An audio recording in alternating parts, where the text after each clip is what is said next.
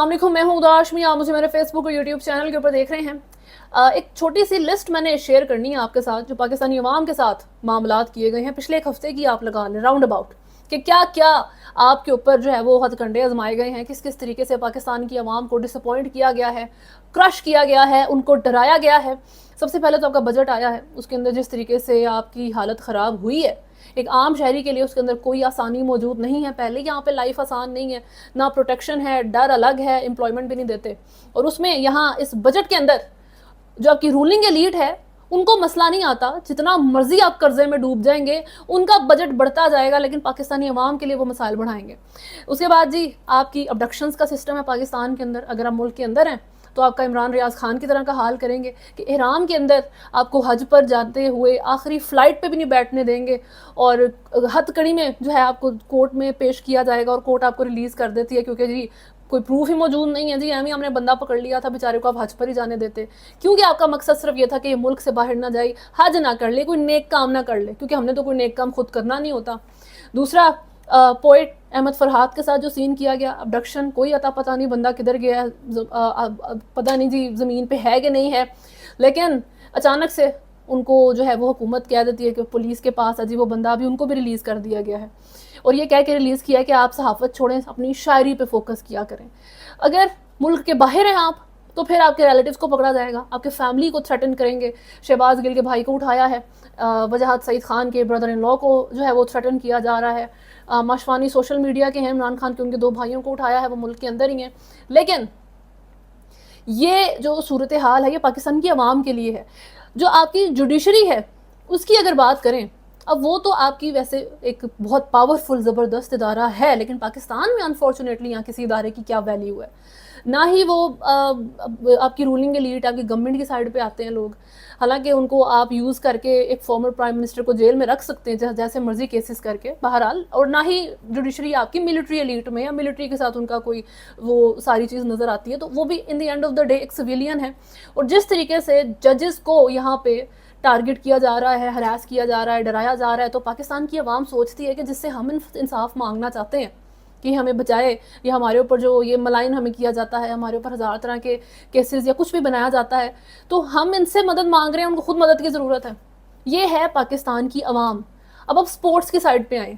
India Pakistan के match में बहुत सोगवार माहौल हो गया था। हालांकि जी एक मैच है, जाने दो क्या हो जाता है जी, you win you lose, it's part of the game. No, Pakistan की टीम की वो परफॉर्मेंस थी, वो पार्ट ऑफ द गेम नहीं थी, वो part of the game sports के लिहाज से नहीं, वो बिगर ही पिक्चर थी इनकी। पता नहीं कौन से बॉसेस को ये लोग खुश करना चाह रहे थे जिस तरीके से ये हारे हैं। तो अभी आप ऑफिशियली एलिमिनेट हो गए हैं वर्ल्ड कप से।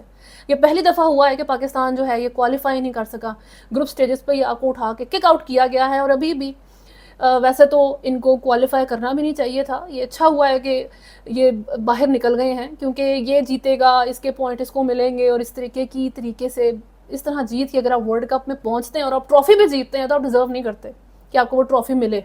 और पाकिस्तान की team on top of everything ये डिज़र्व नहीं करते थे कि क्वालिफाई करें इन्होंने, लेकिन क्वालिफाई अब नहीं किया। एक ये चीज़ हो जाती है। और हज़ार तरह से जी इनके ऊपर तनकीद हो चुकी है, एक कंस्ट्रक्टिव क्रिटिसिज्म भी कर चुके हैं कि इस बंदे को पीसीबी चेयरमैन ना बनाएं, या जी पुराने प्लेयर्स को ये कर लें, नए प्लेयर्स के साथ ऐसे कर लें, एक अलग चीज़ है। लेकिन पाकिस्तानी अवाम के लिए तो एक नई डिसअपॉइंटमेंट ही है कि आपकी टीम, एक वर्ल्ड कप यूएसए में हो रहा था, फर्स्ट टाइम यूएसए बीच में जी मौजूद है। जी यूएसए क्रिकेट को पसंद नहीं करते थे, क्रिकेट उनकी स्पोर्ट ही नहीं है। अब पहली दफ़ा वहाँ वर्ल्ड कप भी हो रहा है, वो उसका हिस्सा भी है, लेकिन पाकिस्तान की टीम माशाल्लाह झंडे अपनी तरीके की गाड़ती है, वो क्वालिफाई नहीं करती, डिसक्वालीफाई हो जाती है। पाकिस्तान की आवाम नए तरीक़ों से क्रश, हर लिहाज से क्रश हो रही है। अच्छा जी, ये एक तो साइड हो जाती है, हम क्रिकेट के ऊपर थोड़ी सी और बात करेंगे, लेकिन उससे पहले हम इमरान खान की बात कर लेते हैं। अडियाला जेल रावलपिंडी में मीडिया से गैर रस्मी गुफ्तगू करते हुए इमरान खान साहब का कहना था कि आईएसआई का काम हमें तहफ़्फ़ुज़ देना है, लेकिन उनको पीटीआई को ख़त्म करने पर लगाया गया है। चीफ जस्टिस काजी फाइज़ ईसा को पैगाम है कि वो मुल्क में कानून की हुक्मरानी करवाएं, मुज़ाकरात के मामले पर गलत बयानी ना की जाए, हम मुज़ाकरात करना चाहते हैं, ये ना कहें कि हम मुज़ाकरात नहीं करना चाहते। जस्टिस बंदयाल के कहने पर पीडीएम से मुज़ाकरात किए। इमरान खान ने ये सवाल भी उठा रखा है कि फैसले बड़े साहब करेंगे तो हुकूमत से मुज़ाकरात का क्या फ़ायदा है। यानी कि उनका इस बात से ये मतलब है कि मैंने पीएमएलएन और पीपल्स पार्टी वगैरह से मुज़ाकरात इसलिए नहीं मना किए थे कि मुझे उनकी शक्ल नहीं पसंद, इसलिए मना किए थे कि वो पपेट हैं, उनके हैंडलर्स मौजूद हैं। तो बजाय इसके कि मैं उनके साथ टाइम ज़ाया करूँ, अपना दिमाग खपाऊँ, तो मैं डायरेक्ट हैंडलर से ही जाके बात कर लूँ जब फैसले बड़े साहब नहीं करने हैं। फर्दर उन्होंने कहा है कि जी सरगोदा के जज ने बताया कि कैसे खुफिया इदारे दबाव डाल रहे हैं, इस जज के घर की गैस काट दी गई, पीटीआई के जो जज हैं उन पर दबाव डाला जा रहा है, जो जज हमें इंसाफ देने लगता है उसे प्रेशराइज करना शुरू कर देते हैं, जो सहाफ़ी पीटीआई के हक में बोलता है उसे पकड़ लिया जाता है। इमरान खान की जो है बजट से मुतलिक उन्होंने कहा है कि जी 13,000 अरब का रेवेन्यू इकट्ठा करना जो है वो होना चाहिए था, जिसमें से 9,800 अरब कर्ज सूद का अदा करना है। बजट खसारा पूरा करने के लिए हमें 7,500 अरब का कर्जा लेना पड़ेगा, और कर्जा लेंगे जी और सूद समेत जो है आपको अमाउंट देनी पड़ेगी। लेकिन जितना मर्जी आप इस तरह से मसाइल बना लें, आपकी रूलिंग एलीट स्टिल मज़े में ही रहेगी, उनका बजट इंक्रीज ही होगा, मसला आम आवाम के लिए आना है। तो इमरान खान ने ट्वीट भी की, उसमें भी उन्होंने आईएसआई को जो है वो मेंशन किया, और किस तरीके से जो आईएसआई रोल प्ले कर रही है कि मिलिट्री जो है वो मुदाखलत करती है इन सारे मामलात के अंदर। उनका कहना था कि जब तक इस्टेब्लिशमेंट और ये सारे जो मिलिट्री के इदारे हैं ये हुकूमती मामलात में मुदाखलत करते रहेंगे, तब तक आपकी मईशत नहीं ठीक होनी, तब तक कोई चीज़ नहीं ठीक होनी पूरी दुनिया में, बल्कि आपकी आर्मी का गलत इमेज बनता जा रहा है। तो आप ये देखें कि इंटेलिजेंस का जो इदारा है असूलन उसके ऊपर बात नहीं होनी चाहिए। देयर इज़ अ रीज़न कि वो कोर्ट के अंदर भी नहीं पहुंचते और हुकूमत फौरी तौर पे आती है और प्रोसिक्यूटर आ जाता है या फिर पुलिस को आगे कर देते हैं, लेकिन उस एक साइड तक कोई बंदा नहीं पहुंचता। तो ये इंपॉर्टेंट होती हैं चीज़ें। किसी भी मुल्क की इंटेलिजेंस एजेंसी के सर्टन तरीके से उनको मैनूवर करना पड़ता है ताकि वो अपनी जॉब प्रॉपर तरीके से परफॉर्म कर सकें। लेकिन अनफॉर्चुनेटली यहाँ पे जिस तरीके से सूरत हाल है, जिस तरह इमरान खान ने भी कहा है कि आईएसआई को पीटीआई ख़त्म करने पे लगाया गया है, जबकि मुल्क में दहशतगर्दी हो रही है, आपके सिक्योरिटी फोर्सेस के जो ऑफिशियल्स हैं उनके ऊपर अटैक किया जा रहा है, उनको शहीद किया जा रहा है, पुलिस के ऊपर अटैक किए जा रहे हैं, तो ये उनको पर फोकस नहीं कर रहे, ये उस चीज़ को ध्यान नहीं दे रहे। उल्टा ये पाकिस्तान तहरीक इंसाफ के पीछे पड़े हैं कि इनके जर्नलिस्ट को पकड़ो, इनको सपोर्ट कौन करता है, इनका सोशल मीडिया कौन चलाता है उसको पकड़ो, पीटीआई का जो कोई लीडर है उसको पकड़ें, फिर उसके बाद जो जज इनका केस सुन रहा है अगर वो लीनियंट हो रहा है उसको प्रेशराइज करेंगे, उसके जो ड्राइवर है उसको देखें कौन है, उसका शेफ़ कौन है। इस तरीके से तो ये मामला चलाए जा रहे हैं पाकिस्तान के अंदर। तो आप एक दूसरे से लड़ रहे हैं। तो इंटेलिजेंस एजेंसी ने क्या करना है, असूलन मैं पर्सनल अपनी बात आपको बताऊँ तो आईएसआई हो या किसी के और मुल्क की जितनी भी इंटेलिजेंस एजेंसीज हैं वो इस तरह खुल के उनके ऊपर बात नहीं करते, लेकिन यहाँ पे आपकी अपनी हरकतें ऐसी है कि बात करनी पड़ती है, ये आपका इंस्टीट्यूशन इस तरह की हरकतों से वीकन होता है। तो इमरान खान की इस बात से तो मैं एग्री करती हूँ कि जितनी देर आप इन सारे मामलात के अंदर, हुकूमती मामलात के अंदर, हुकूमती लोगों के अंदर इन्वॉल्व रहेंगे बेवजह, तब तक आपने यहाँ की ना मीशत ठीक होनी है, ना आपका इमेज ठीक होना है, ना मुल्क ने ठीक होना है, हर बंदा कलेक्टिव फॉल की तरफ जाएगा। अच्छा, एक तो ये चीज़ हो जाती है इमरान खान की ट्वीट और इमरान खान की अडयाला जेल के बाहर मीडिया से गैर रस्मी गुफ्तगू, सिमिलर पॉइंट्स उसके अंदर मेंशन्ड है, जिसमें जज का जिक्र, जज को प्रेशराइज करने का जिक्र, और आईएसआई के इन्वॉल्वमेंट और आईएसआई के काम जो भी इस तरीके से इस वक्त सूरत हाल है। जो कल मौलाना फजलुर रहमान साहब से शहबाज शरीफ आपके प्राइम मिनिस्टर ने मुलाकात की थी, आज उनसे जो है मोहसिन नकवी ने मुलाकात की है। तो राना सनाउल्लाह के ने कहा था कि मुल्क का सबसे पावरफुल बंदा, यानी कि अगर वो वज़ीर आज़म भी बनना चाहता तो उसको रोक नहीं सकते थे, वो मोहसिन नकवी थे।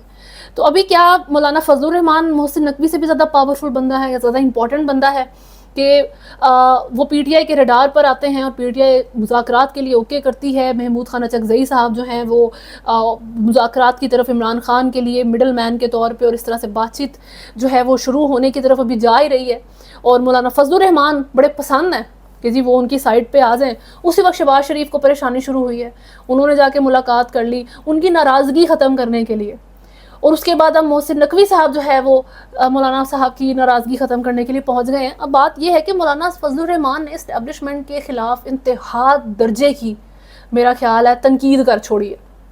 मौलाना फजलुर रहमान ने अनफिल्टर्ड बातें की हैं इस्टेब्लिशमेंट के अगेंस्ट, मिलिट्री के अगेंस्ट, ठीक।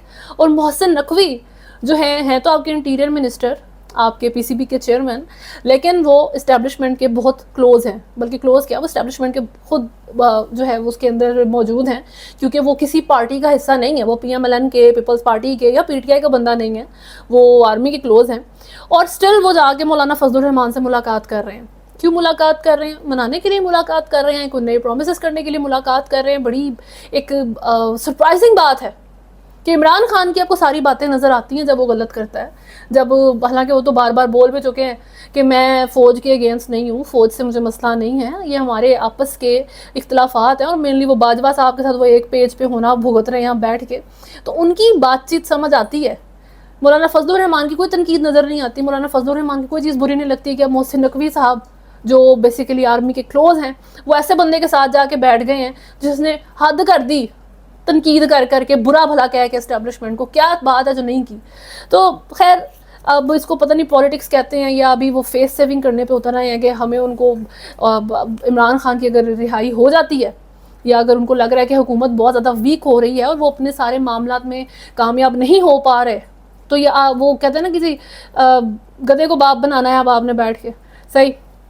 तो खैर जी, ये सारी इस वक्त पॉलिटिकल सूरत हाल है। अब ईद आ जाएगी, चीज़ें होल्ड कर देंगे ये सब। क्रिकेट की थोड़ी सी बात कर लें तो आप डिस्क्वालीफाई हो गए हैं वर्ल्ड कप में, अब आपने कोई नहीं पहुंचना, वर्ल्ड कप आपका ख़त्म है। अगर आप कोई और टीम सपोर्ट करना चाहते हैं तो मोस्ट वेलकम। उसके लिए क्वालिफाइंग राउंड में पाकिस्तान की टीम 2026 के वर्ल्ड कप में जाएगी या नहीं। अब ये बात हो रही है कि जिनको क्वालिफाइंग राउंड सुपर 8 में पाकिस्तान की टीम होगी या नहीं, क्या इनको अब क्वालिफाइंग जो है वो मैचेस खेलने पड़ेंगे फिर जाके क्या ये क्वालिफाई करेंगे। तो पहली बात तो ये है कि ऐसा नहीं होगा। आपका दिल कर रहा होगा कि हो, क्योंकि डिज़र्व करते हैं, इनके साथ ऐसा किया जाए। लेकिन इनकी 2026 का जो वर्ल्ड कप है उसमें इंडिया है और श्रीलंका, तो इनकी जी बेसिकली परफॉर्मेंस की बेस के ऊपर आप आईसीसी की किस रैंक के ऊपर मौजूद हैं तो आप क्वालिफाई कर जाएंगे। करंटली पाकिस्तान जो है वो आईसीसी में 7th नंबर पर रैंकिंग में इस वक्त मौजूद है। जो सीनियर प्लेयर्स हैं पाकिस्तान के, उन्होंने बहुत बुरा भला और बहुत जो है वो क्रिटिसाइज़ किया है पाकिस्तान की टीम को इस परफॉर्मेंस की वजह से। जो आपके साबिक क्रिकेटर सिकंदर बख्त हैं, उन्होंने मुतालबा किया कि अनफिट और उम्र रसीदा खिलाड़ियों को पाकिस्तान क्रिकेट टीम से फारिग किया जाए। इसके ऊपर मेरी बहुत इंपॉर्टेंट टेक है। आई विश कि इसके ऊपर कोई सुन ले और सीरियस ले ले इस बात को कि बेशक अनफिट प्लेयर्स को पाकिस्तान की टीम से निकाल देना चाहिए।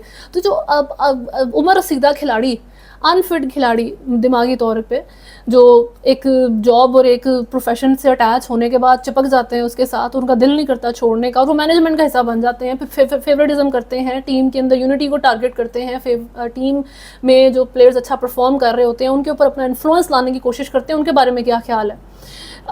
क्या उनको नहीं टीम छोड़ देनी चाहिए एक पॉइंट पे?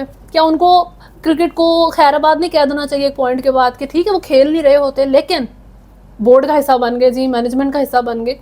कुछ बहुत अच्छे प्लेयर्स होते हैं, कुछ डिज़र्व करते हैं कि उनको आप क्रिकेट बोर्ड के साथ अटैच्ड रखें। अगर वो रिटायर हो गए हैं, उम्र सीधा हो गए हैं, अनफिट हो गए हैं, उनकी अप्रोच इतनी अच्छी है कि वो डिज़र्व करते हैं वो नए प्लेयर्स को सिखाएं।